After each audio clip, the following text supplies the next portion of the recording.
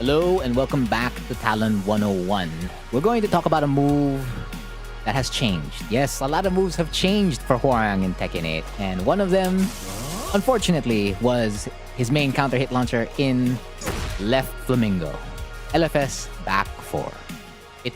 It truly be that it lost its counter hit launch. However, it did take right foot forwards FF+4 It looks like that now. Interesting. So again, we're going to go through the moves one by one. So LFS B+4, this move still comes out at 16 frames. However, now it is 0 on hit. This used to be plus on hit. It's now 0 on hit. And if you do get it on block, it's -8. Not much you can do there. And of course, the move does put you in right foot forward. It's like, oh, is there something on counter hit? No, as you saw earlier in the intro of this video, there's nothing. It doesn't even give you additional frames. Not that you'd be able to tell if it was counter hit or not, but I mean, still, they don't give you nothing. But the move does still track towards the left, as it always has. So if I put myself at +4, you're fine. It's always gonna track towards the left regardless. So if we change this to like side walk left at +4, you're okay. It's just like, oh, okay, fine, +4. What about +3, Frontier? All right, +3. Got you. So if the opponent's stepping towards the left, you're fine. It's just that if they do step towards the right, that's when this move would whiff. However, since it does have a follow-up now, since it's taking the right foot forward FF+4, the second hit will track. So if I change this to sidewalk right, so if your opponent's a little bit late as they're sidewalking or sidestepping towards the right to like press their button to punish you, since LFS B+4 whiffed, you can catch them with the second hit of LFS B+4. So now let's go to the new thing, LFS B+4. So the first thing is that this move jails. So if I tell Hwoarang to like crouch right afterwards, as you can see, he's gonna crouch there, right? So I'm gonna do it off B+4, they can't duck the second hit. So since they can't duck the second hit, they're gonna be forced to take 6 chip damage, basically. 6 chip damage is not a lot, but I mean, you are dealing chip for a free situation. So if you did get Left Flamingo on hit, they take 6 chip damage plus the punish. And then if they weren't looking to step there in that, or if they were looking to step there in that scenario, and let's say they sidestep left into a block, then they're gonna take the chip damage as well. And yeah, it does knock down on hit. So if you do get this move to connect on hit, right? Or on counter hit rather, it does push the opponent far away. So you'll be thinking, there's probably no Oki here, right? Well, as Hwoarang always has, there shall be Oki, even if there is pushback on hit. So we're gonna start it off one by one with all the ground techniques. So this is your default option. If you get LFS B+4 on counter hit, you just kind of want to dash into RFF B+3. That's actually scary. I wouldn't want to be the opponent waking up to RFF B+3, because if they are not blocking, then at that point, you're just taking a lot. So that's like a lot of damage plus chip damage, and then if they get up wrong, or if they press as they're waking up, that's another additional damage plus heat, and then it's just like the momentum is just gonna like easily steamroll your opponent. And of course, you want to get the inputs properly as you're doing dash RFF B+3, because if you do make a mistake, as I did earlier, you might end up with LFF B+3.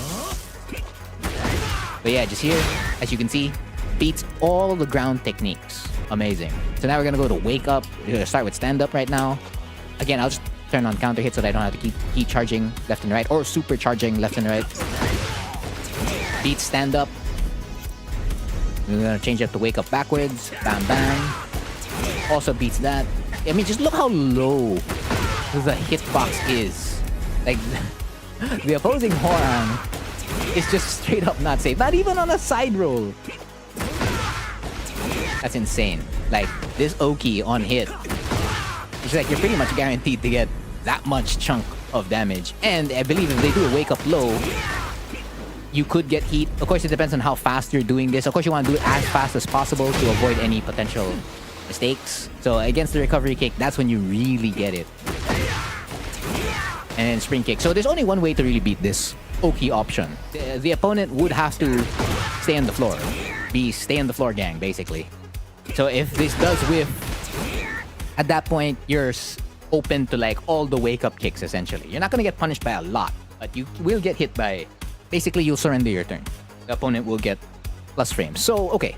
RFF DF3 is great. It just beats everything straight up except staying on the floor. So, what's my option to pair up with RFF DF3 after this connects? Well, you can just do dash down back 4. Because, you know, you're forcing them to like stay on the floor. And if you don't want to do another low, then you can just do another mid and dash RFF3. Yeah? That's not bad. Because again, RFF DF3 is becoming your default option on Oki after LFS back 4-3. Because if you look at these two options by itself, the wake-up options it loses to will change. But if for as long as you're doing RFF DF3, your opponent has no other recourse but to stay on the floor. So they're going to be eating that RFF3 that hits them grounded and the down back 4 that's going to flip them over and put them even in like a worse Oki situation. So that's pretty much LFS back 4-3 on hit for like Oki, right? What about on block? This is very, very important. If you do get this to connect, it's 0 on block. So it's just like, oh, okay, I can jab, right? Yes, but no at the same time. There's something very, very interesting about this because as you can see, he's not really in straight axis. He's slightly towards the left already as he does this move. So he's off axis, and that does play a huge part. Because if I turn this back into sidestep left and attempt to do a move that would catch sidestep left, if you were playing against a better sidestep, RFF back 3 would have lost there. Also, only the second hit. You only get the second hit now. So that's a little bit risky, because if they sidestep and they get their punish right away, you're going to lose. Same thing with RFF FF+4, and you don't have lows for the most part, again, against stronger sidestep. Like down back 3 would lose there, and so would down 4. Down 4 loses there, okay. But down back 3 should lose there as well. So the only low, based on my testing, when I was doing it against Lily, was down back 4. Down back 4 is going to be your best friend if they're stepping towards the left. But you have no mids. No mids are you can pair up here. Like, since there is space on block after LFS back 4-3, that would not connect. However, if you did this off RFF 2-1, that would connect against sidestep left. So that's like, against sidestep left, you only pretty much have highs that the second hit connects, and then one low. That's it. Nothing else. But if you are against sidestep right, the number of options increase by like a lot. So again, you still get RFF 2-4, second hit. RFF 4-4, second hit. RFF 4-3, this will always connect because again, tracks towards the right. So does RFF back 4. You can get DF1, again, depending on the matchup you're playing, including F1+2, again, depending on the matchup you're playing. And then RFF 3. And then the last mid you're getting is RFF back 2, which is fantastic in this scenario. In terms of lows, down back 3, again, against better sidesteps, will not connect here. Down back 4, look at that. That's insane. Doesn't even hit. And if I change that to RFF 2-1, well, I mean, it's the same. So, not much of a difference, but it's like even worse. Like, they can even avoid it even more, basically. So, your low, if they sidestep towards the right, is down 4. So, you have to make that decision now. So, you don't have, like, a default option to lean to. I guess you could default to, like, 2-4 or RFF 4-4, because the second hit will catch both left and right, depending on the side they're stepping. But you don't have a mid that you can use in both scenarios. You don't have a low that you can use in both scenarios. So it's just like, what do I press? Well, the best thing to honestly do in this scenario, if you don't have the read on like where they're stepping, you just backdash. This is safer. So if the opponent employs to sidestep left, because that will avoid most of your options, and they only have to really worry about down back 4, right? So they're gonna sidestep left into a duck. You can just backdash and assess what they're going to do. So, as you backdash, right, you are given options. And the main option is, yeah, you guessed it. Your main option is to just straight up do DF3. Because they're spending frames to like sidestep duck into a block. That's like their main concern. So that's their main concern. They're not going to be mashing jab there. Okay, but fine. What if they do mash jab there, right? Then they jab there and you get the JFSR with punish. So we can see that in action here. So this is a jab, I believe. So we're gonna backdash. Boom. Ah, okay, fine. It didn't launch. Okay, one more time. There. Fine. It's not JFSR, but you get the point. You will get a whiff punish, depending on the move that they'll do. And as you can see with a jab, a small punish. Fine. Not a launch punish, but a small punish.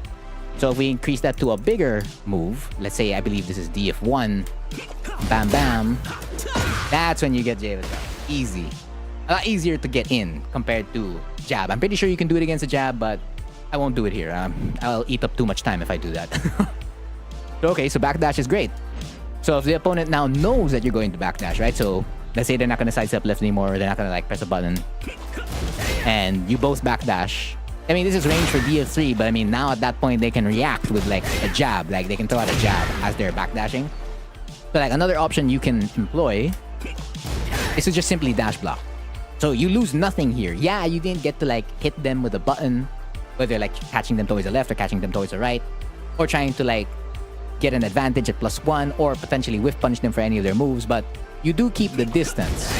So if they were somewhere near the wall, you're keeping them there. Slightly closer even. And then if you're in neutral, this is still neutral but slightly in your favor because you're the initiator in this situation. Because they're like just focusing on defense. Also, you can just like straight up do a power crush. Why not? Because again, this power crush would beat both, pretty much all the sidestep options because it's a homing high, right? The only issue with this is that if the opponent does decide to duck, well, I mean, you lose. Also, they can actually kind of like react to in this situation. So if the opposing Hwoarang here decides to DF1 the back 4-3, that's reactable.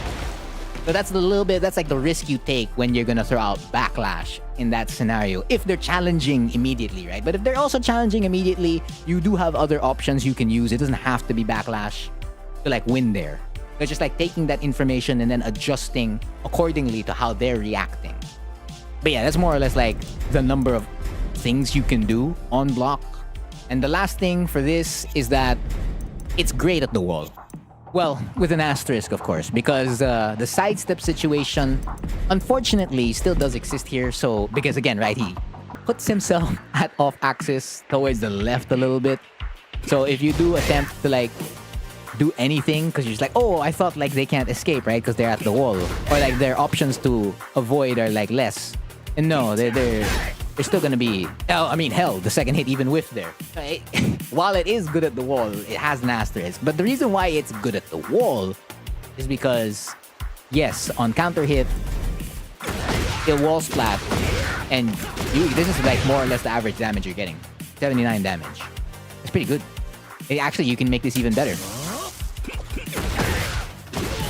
Let's make it up 3.